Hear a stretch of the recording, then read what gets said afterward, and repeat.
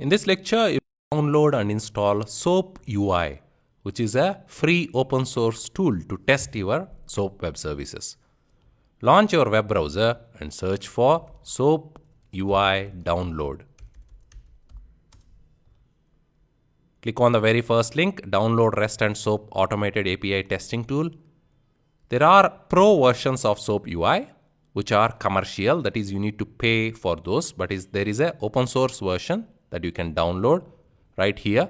The SOAP UI open source version is what you should be downloading, and it has the following features in it.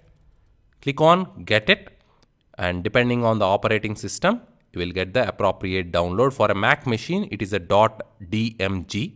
For a Windows, you might get a exe or a zip file. So unzip the contents of SOAP UI or double click on the exe file and just follow the instructions, and you will be able to install SOAP UI. Once installed, you will see an icon like this, the green color icon. Click on it and that will launch the SOAP UI. You are going to use it throughout the SOAP hands-on lectures to test your web services.